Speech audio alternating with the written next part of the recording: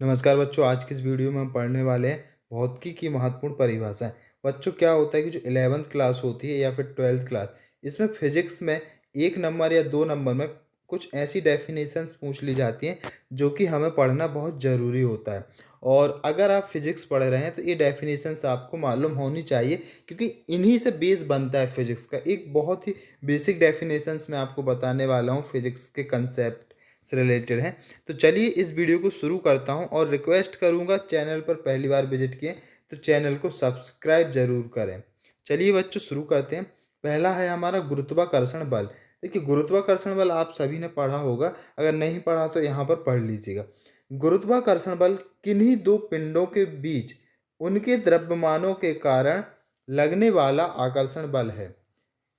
यहाँ से एक बात तो क्लियर हो गई है कि गुरुत्वाकर्षण बल किस प्रकार का बल है। एक आकर्षण बल है। यह एक सार्वत्रिक बल है। इसका मतलब कि यह इस एक यूनिवर्सल बल है, मतलब यूनिवर्स पर जो भी वस्तु है उस पर गुरुत्वाकर्षण बल लग रहा है। चलिए इसको मैं थोड़ा डिटेल में एक्सप्लेन कर देता हूँ। माना हमारे पास दो पिंड हैं, एक ए और एक बी, ठीक है। इन दोनों पिंडों के बीच जो आकर्षण बल लगेगा, जो इन दोनों को क्या करेगा, नजदीक लाएगा, नजदीक लाएगा, उसको हम बोलेंगे ग्रेविटेशनल फोर्स, ठीक है। दोस्तों, हमारी जो पृथ्वी है, हमारी जो अर्थ है, धरती है, इसमें एक गुरुत्वीय त्वरण होता है, इसमें एक गुरुत्वीय बल होता है, ठीक है। वो बल क्या करता है, वो बल क्या करता है, इस धरती के ऊपर जो भी वस्तु हैं, जो भी ऑब्जेक्ट हैं, जिसमें दोस्तों क्या है, मास है, जिसमें खुद का मास है, उस वस्तु को एक गुरुत्वाकर्षण बल अपनी ओर खींचता है, धरती की ओर खींचता है। इसी गुरुत्वाकर्षण बल के कारण दोस्तों धरती के ऊपर जो भी चीजें हैं वह धरती से लगी हुई हैं और स्थिर हैं, ठीक है। अगर गुरुत्वाकर्षण बल नहीं होता तो जो एप्पल है, जब न्यूटन ने इस चीज को ऑब्जर्व किया था, गुरुत्वाकर्षण बल को, जो एप्पल है वह नीचे नहीं आता टूटने के बाद, ठीक है, वह ऊपर ही रहता या हवा में उड़ता रहता। तो ग्रेविटेशनल फोर्स के कारण कोई भी वस्तु ऊपर फेंकने पर अपने आप नीचे आ जाती, स्वतः ही नीचे आ जाती है। तो ग्रेविटेशनल फोर्स आपने समझ लिया दोस्तों। अब हम बात करेंगे दोस्तों, अगली डेफिनेशन क्या होती है। और यहाँ पर एक चीज और मैं आपको बता दूं, यहाँ पर एक शब्द आपने देखा, आकर्षण बल। आकर्षण बल मतलब जो दो वस्तुओं को नजदीक लाए। एक होता है प्रतिकर्षण बल, जो दो वस्तुओं को क्या करता है, दूर भेजता है, दूर, ठीक है। अगला है विद्युत चुंबकीय बल। एक आईएमपी डेफिनेशन अगेन मैं आपको बता रहा हूँ, इलेक्ट्रोमैग्नेटिक फोर्स। यह बल आवेशित कणों के बीच लगने वाला बल है। सजातीय आवेशों में प्रतिकर्षण व विजातीय आवेशों में आकर्षण होता है। चलिए इसको समझते हैं हम। यहाँ पर क्या दोस्तों, देखिए, अगर अलग अलग नेचर के आपके आवेश हैं तो इनके बीच क्या होगा, आकर्षण होगा, ठीक है, क्योंकि ये अलग अलग नेचर के। अगर सजातीय आवेश हैं, दोनों पॉजिटिवली चार्ज हैं, दोनों नेगेटिवली चार्ज हैं, तो इनके बीच क्या होगा, प्रतिकर्षण होगा। यही तो विद्युत चुंबकीय बल की परिभाषा में कहा गया है। आप एक बार और इसको देख सकते हैं, ठीक है। तो अब मैं नेक्स्ट डेफिनेशन की ओर बढ़ूंगा। आशा करूंगा कि यह आपको समझ में आ गई है। मापन में व्यक्तिगत त्रुटि। बच्चों, क्या होता है कि जब हम मापन टॉपिक पढ़ते हैं, मेजरमेंट करते हैं किसी भी चीज़ का, वोल्टेज का, करंट का, वॉट का, किसी भी चीज़ का मेजरमेंट करते हैं, तो जो असावधानियां होती हैं उनके कारण क्या होता है, मेजरमेंट में त्रुटि हो जाती है। तो इन्हीं चीज़ों को बोलते हैं मापन में त्रुटि। अब यह त्रुटि अलग अलग प्रकार की होती है। यह त्रुटि आपकी मशीन में हो सकती है। अगर मशीन में त्रुटि है, आपकी मशीन में त्रुटि है, आपके यंत्र में त्रुटि है, तो इसको हम बोलेंगे यांत्रिक त्रुटि, ठीक है। अब यहाँ पर डेफिनेशन हमें बतानी है व्यक्तिगत त्रुटि की। तो यह त्रुटि प्रेक्षक की असावधानियों के कारण होती है। क्या होता है बच्चों, जो मापन कर रहा है, जो मेजरमेंट कर रहा है, जो व्यक्ति मेजरमेंट कर रहा है, वह अगर असावधानियां बरत रहा है तो मापन में जो त्रुटि होगी उसको हम बोलेंगे व्यक्तिगत त्रुटि, ठीक है। जैसे अगर व्यक्ति दोस्तों सही से रीडिंग नहीं ले रहा है, ठीक है, या सही से रीडिंग लेने में असमर्थ है, या फिर किसी भी प्रकार की त्रुटि हो सकती है उससे, उसने मेजरमेंट के लिए कोई इंस्ट्रूमेंट लगा दिया और यहाँ वहाँ कहीं भी चला गया, और जब आया तो दोस्तों उस चीज़ों को भूल गया। तो इस टाइप की जो अक्सर त्रुटि होती है उनको बोलते हैं हम व्यक्तिगत त्रुटि। यंत्र में त्रुटि मतलब आपका यंत्र खराब है, 2 की जगह 4 बता रहा है। यादृच्छिक त्रुटि मतलब दोस्तों आप किसी भी वैल्यू को बार-बार माप रहे हैं और हर बार अलग-अलग वैल्यू निकल के आ रही है। तो देखिए अलग-अलग वैल्यू निकल के आ रही है मतलब अब यहाँ पर यादृच्छिक त्रुटि हो गई। तो इस प्रकार जो त्रुटियाँ होती हैं दोस्तों, वो हमें पता होना चाहिए। अगली डेफिनेशन है हमारी अल्पतमांक। अल्पतमांक क्या होता है दोस्तों? जो भी मेजरमेंट इंस्ट्रूमेंट होता है, उन सभी यंत्रों की एक लिस्ट काउंट वैल्यू होती है कि भाई मिनिमम किस वैल्यू को मेजर कर सकते हैं। इसी को हम बोलते हैं अल्पतमांक। अब इसको हम हिंदी में देख लेते हैं अच्छे से डेफिनेशन। किसी मापक यंत्र द्वारा मापा जाने वाला छोटे से छोटा मान अल्पतमांक कहलाता है।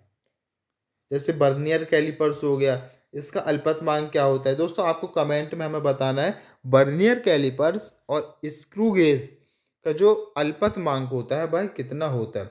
बर्नियर कैलिपर्स और स्क्रू गेज। दोस्तों नेक्स्ट है हमारा विमीय सूत्र। विमीय सूत्र, इसको हम अंग्रेजी में बोलते हैं डायमेंशनल फॉर्मूला। क्या होता है?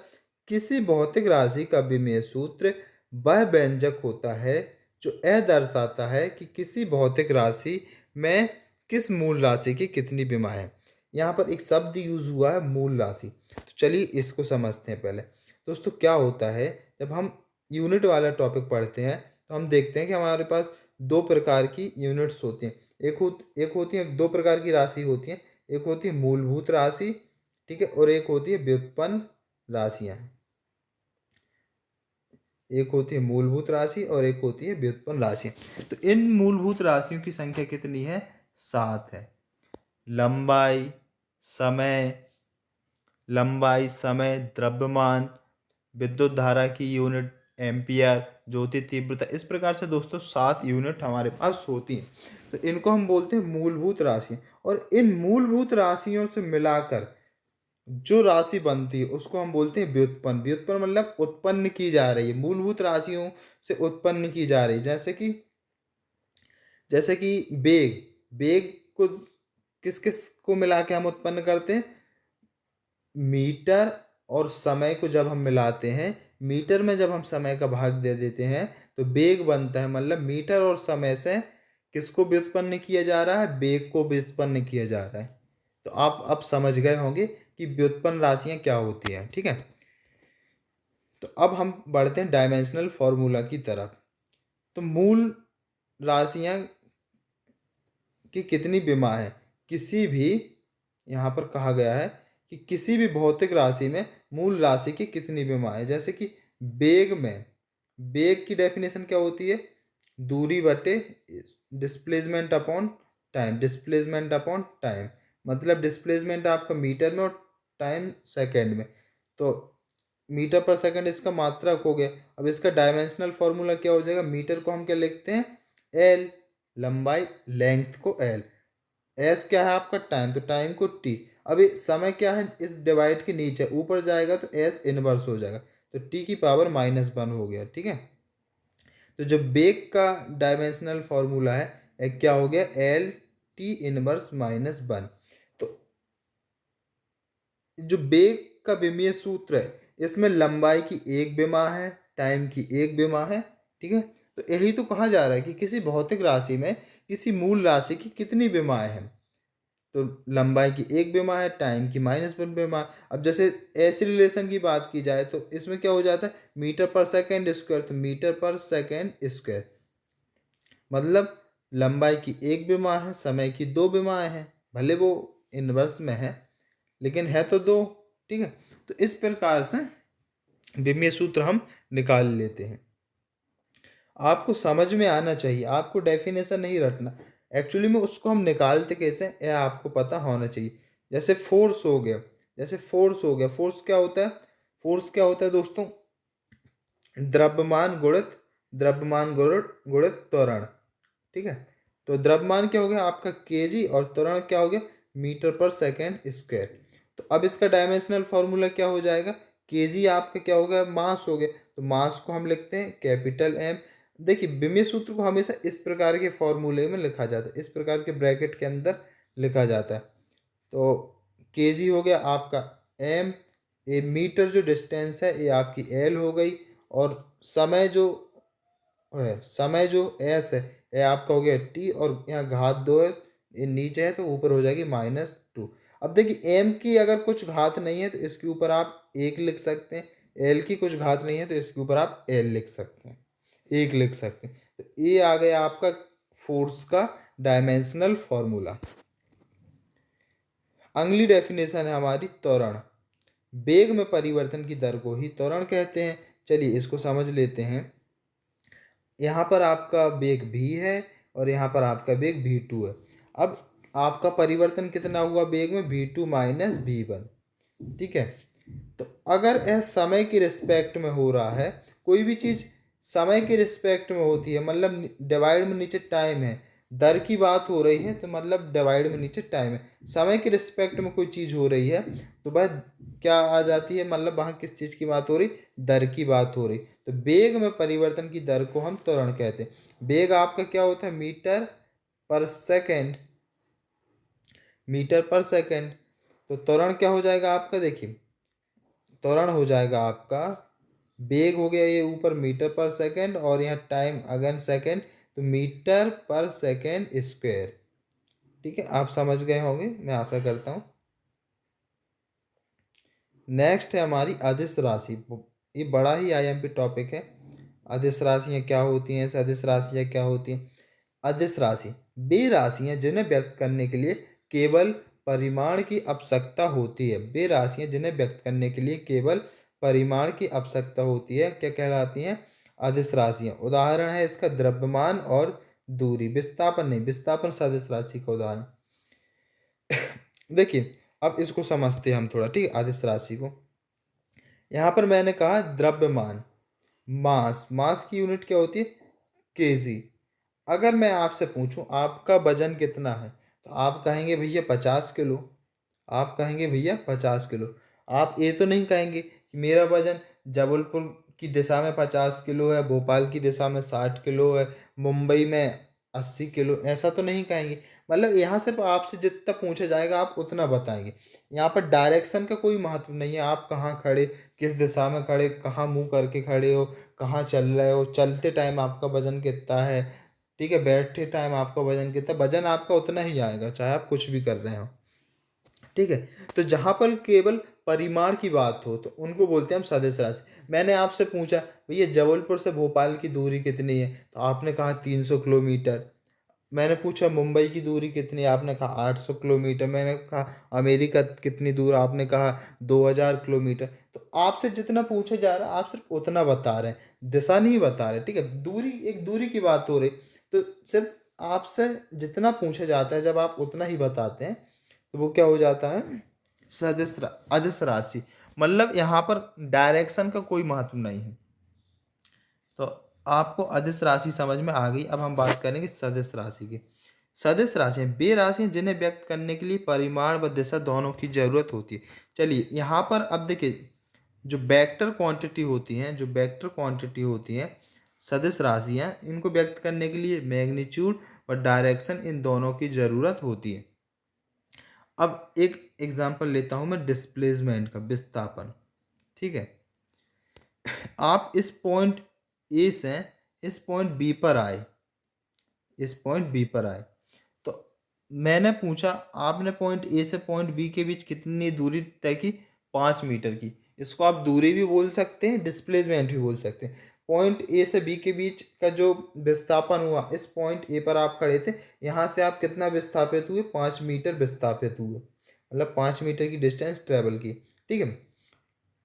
तो ये दूरी भी हो गई और विस्थापन भी हो गई। पॉइंट ए और बी के बीच की दूरी 5 मीटर है और आपका विस्थापन कितना है, 5 मीटर। देखिए पॉइंट ए और बी के बीच की दूरी 5 मीटर है और आपका विस्थापन कितना है, 5 मीटर। मतलब आपका विस्थापन, मतलब अब यहाँ आपको बताना है किस दिशा में आपका विस्थापन हुआ। विस्थापन मतलब आप अब यहाँ डायरेक्शन की भी बात हो रही है, यहाँ पर डायरेक्शन की भी बात हो रही है, क्योंकि आप विस्थापित हो रहे हैं, एक जगह से दूसरी जगह जा रहे हैं। अगर आप इस पॉइंट बी से इस पॉइंट सी पर चलें 2 मीटर, इस पॉइंट सी से इस पॉइंट डी पर चलें 5 मीटर, और इस पॉइंट डी से आप इस पॉइंट ए पर आ जाएं अगेन 2 मीटर। तो अब पॉइंट ए से आप चले बी पर, बी से सी पर, सी से डी पर, और डी से फिर से आप कहाँ आ गए ए पर। तो अब आपका विस्थापन कितना हो गया? विस्थापन कितना हो गया? देखिए दूरी कितनी होगी, 5 और 5 10, और 2 12, और 2 14, मतलब डिस्टेंस तो आपने 14 मीटर की ट्रेवल कर ली। तो दूरी पूछा जाएगा तो आप बता देंगे भैया आप 14 मीटर चले, लेकिन मैं पूछूं आपका विस्थापन कितना हुआ, तो आप कहेंगे जहाँ से मैं चला था आप वहीं पर आकर खड़ा हो गया, मतलब अब आपका विस्थापन कितना हो गया? 0 हो गया। मतलब जहाँ से चले थे वहीं आकर फिर से खड़े हो गए, मतलब विस्थापन तो आपका 0 हो गया। तो अब आप समझ गए होंगे कि जो वेक्टर क्वांटिटी होती हैं, जो सदिश राशियां होती हैं, उसमें दिशा का महत्व होता है। अगर आपसे पूछा जाता है कि आपने कितनी दूरी तय की, तो आप कहते 14 मीटर की दूरी मैंने तय की। अगर आपसे पूछा जाता है कि आपका विस्थापन कितना रहा, तो आप कहेंगे भैया 0 मीटर का।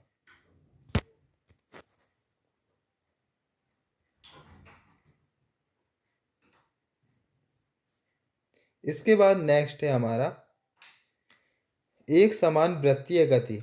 जब कोई वस्तु एक समान चाल से एक वृत्ताकार पथ पर चलती है तो उनकी गति को एक समान वृत्तीय गति कहते हैं। देखिए वृत्तीय गति मतलब जब वृत्तीय सर्कुलर पाथ में कोई वस्तु ट्रेवल कर रही है एक समान गति से, मतलब इस पॉइंट पर उसकी गति 5 मीटर पर सेकेंड थी, इस पॉइंट पर भी गति 5 मीटर पर सेकेंड है, यहाँ पर भी 5 मीटर पर सेकेंड, मतलब उसकी जो स्पीड है वह कैसी है? कांस्टेंट है।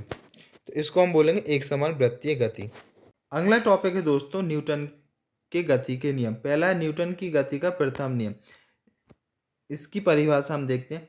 प्रत्येक पिंड तब तक अपनी भ्राम अवस्था अथवा सरल रेखा में एक समान गति की अवस्था में रहता है जब तक कोई बल उसे अन्यथा व्यवहार करने के लिए विवश नहीं करता। यहाँ पर कहा जा रहा है कि कोई पिंड अगर भ्राम अवस्था में है तो वह भ्राम अवस्था में ही रहेगा, या गति कर रहा है तो वह गति ही करता रहेगा जब तक कि उस पर कोई बाह्य बल ना लगे। मतलब अगर देखिए एक टेबल पर एक पुस्तक रखी है, एक टेबल पर एक पुस्तक रखी है, तो वह उसी टेबल पर रखी रहेगी जब तक कि आप जाके उसको उठाए ना। अगर एक कार चल रही है, एक कार चल रही है, ठीक है, तो वह कार तब तक चलती रहेगी जब तक कि आप उसके ब्रेक को ना दबाएं। ठीक है, मतलब एक समान स्पीड से गति करती रहेगी जब तक कि आप उसकी स्पीड को कम नहीं करेंगे। मतलब आप फोर्स लगाएंगे, आप ब्रेक में क्या करेंगे? फोर्स लगाएंगे, तभी तो वो रुकेगी या उसकी गति कम होगी। तो यह होता है न्यूटन की गति का प्रथम नियम, और इसी को हम बोलते हैं जड़त्व की परिभाषा। मतलब कि हर ऑब्जेक्ट का एक कुछ ना कुछ इनर्शिया होता है, ठीक है, और उसी इनर्शिया के कारण वह अपनी अवस्था में रहता है, किसी भी अवस्था में रहता है। अगर आप उसकी अवस्था को बदलना चाहेंगे तो आपको बल लगाना पड़ेगा। उदाहरण यहाँ पर दिया है मैंने, एक समान वेग से गतिमान कार। कार चल रही है तो वह एक समान वेग से चलती रहेगी जब तक आप एक्सीलरेटर नहीं देंगे या फिर ब्रेक नहीं लगाएंगे। दूसरा है नियम, न्यूटन की गति का दूसरा नियम, किसी पिंड के संवेग परिवर्तन की दर आरोपित बल के अनुक्रमानुपाती होती है तथा उसी दिशा में होती है जिस दिशा में बल कार्य करता है। यहाँ लिखा हुआ है बल कार्य करता है।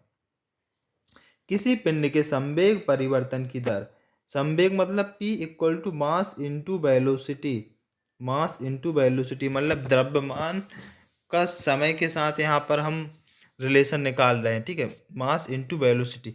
किसी पिंड के संवेग परिवर्तन की दर आरोपित बल के अनुक्रमानुपाती होती है तथा उसी दिशा में होती है जिस दिशा में बल कार्य करता है। देखिए इसको हम समझेंगे। क्या होता है कि जब कोई फोर्स लग रहा है किसी वस्तु पर और टाइम के साथ उस फोर्स को आप पकड़ रहे हैं, उस फोर्स को आप कम कर रहे हैं या बढ़ा रहे हैं, तो उसको हम बोलेंगे न्यूटन की गति का दूसरा नियम, ठीक है, या इसी को हम बोलते हैं संवेग। जैसे एक खिलाड़ी है, एक क्रिकेट का खिलाड़ी है, वह क्रिकेट की बॉल को क्या कर रहा है, कैच कर रहा है। तो अगर वह एकदम से कैच करेगा तो हो सकता है कैच छोड़ देगा, बॉल उसके हाथ में लग के उचक कर दूसरी जगह चले जाएगी। लेकिन अगर वह बॉल को पकड़ने में थोड़ा सा समय लेगा तो बॉल को आसानी से पकड़ लेगा और कैच कर लेगा। क्या होता है, जो नए खिलाड़ी होते हैं वह अक्सर कैच क्यों छोड़ते हैं, क्योंकि वह बॉल को एकदम से पकड़ने की कोशिश करते हैं, टाइम नहीं लेते हैं। अगर टाइम लेंगे कैच करते टाइम तो बॉल को आसानी से पकड़ लेंगे। तो जहाँ टाइम का कंसेप्ट आ जाए तो वह होगा न्यूटन की गति का दूसरा नियम। किसी पिंड के संवेग परिवर्तन की दर आरोपित बल के अनुक्रमानुपाती होती है तथा उसी दिशा में होती है जिस दिशा में बल कार्य करता है। उदाहरण, क्रिकेट का खिलाड़ी बॉल को कैच करते हुए। नेक्स्ट है दोस्तों, अगर आपने अभी तक चैनल को सब्सक्राइब नहीं किया है तो सब्सक्राइब कर लें और बेल आइकॉन को प्रेस कर लें। न्यूटन की गति का तीसरा नियम, प्रत्येक क्रिया के सदैव समान एवं विपरीत दिशा में प्रतिक्रिया होती है।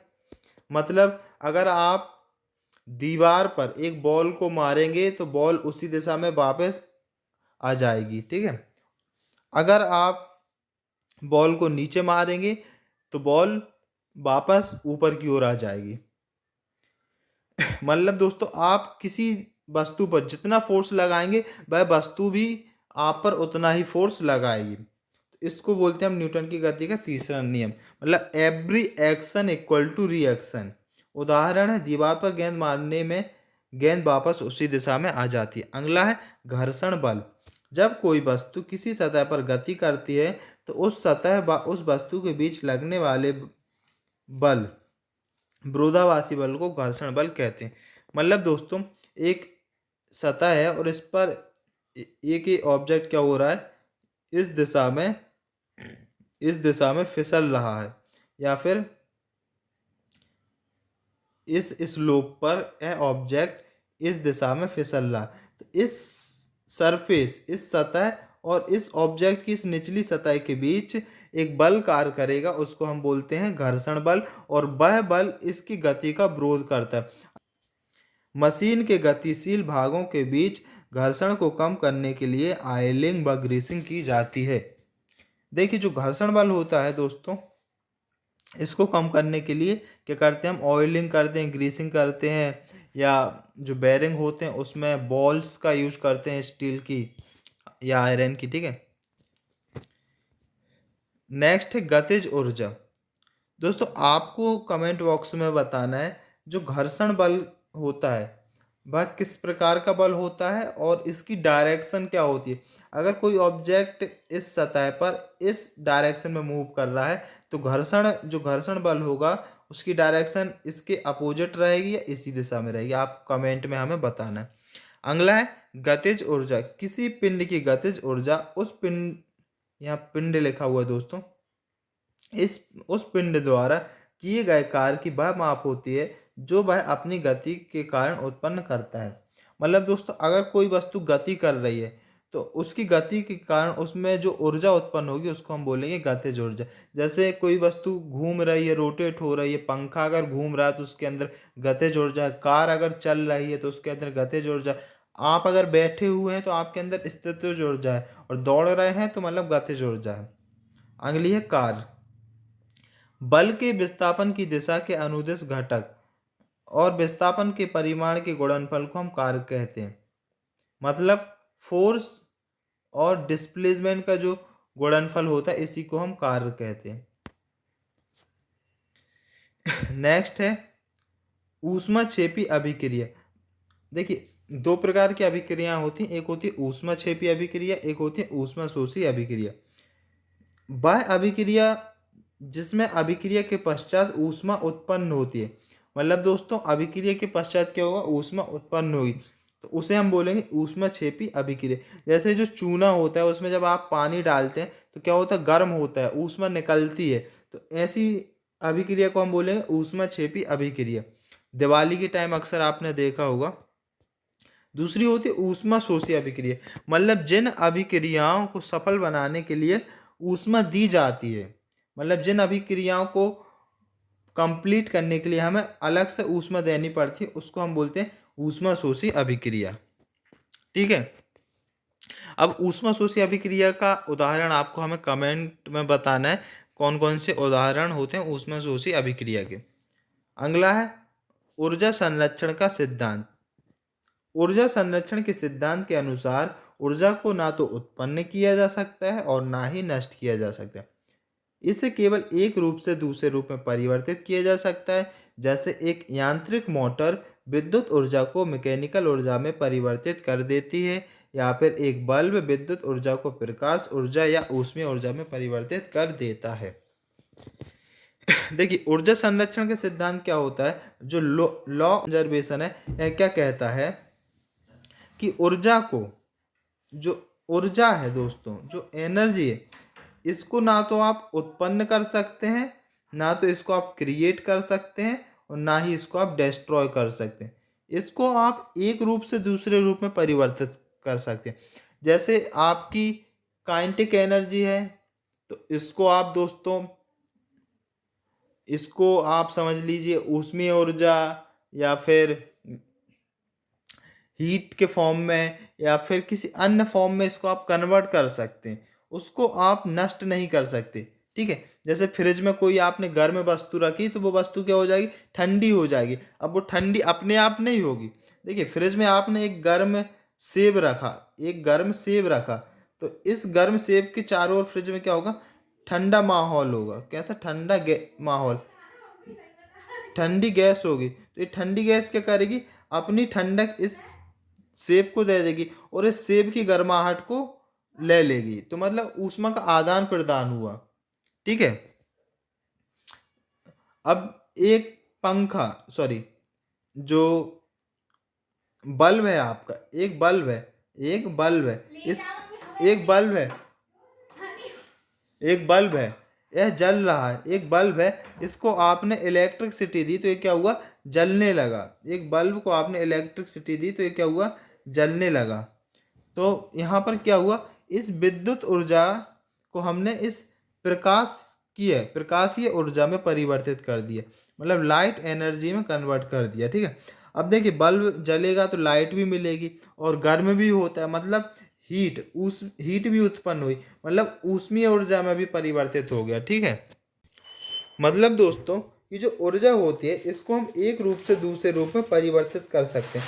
अगर आपके पास गतिज ऊर्जा है, तो इसको आप यांत्रिकीय ऊर्जा में परिवर्तित कर सकते हैं। यांत्रिकीय ऊर्जा है, तो इसे आप विद्युत ऊर्जा में परिवर्तित कर सकते हैं। जो हमारी विद्युत मोटर होती है, ये क्या करती है, विद्युत ऊर्जा को यांत्रिकीय ऊर्जा में परिवर्तित करती है, ठीक है।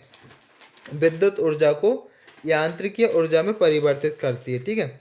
और जो हमारा क्या बोलते हैं, डायनेमो होता है, जो डायनेमो होता है, ठीक है, वह यांत्रिकीय ऊर्जा को विद्युत ऊर्जा में परिवर्तित करता है। यांत्रिकीय ऊर्जा को विद्युत ऊर्जा में, मतलब उस पर पानी पड़ता है, तो जो टरबाइन घूमता है, तो जो डायनेमो में जो मोटर लगी वह घूमती है, और वह मोटर घूमती है तो बिजली उत्पन्न होती है।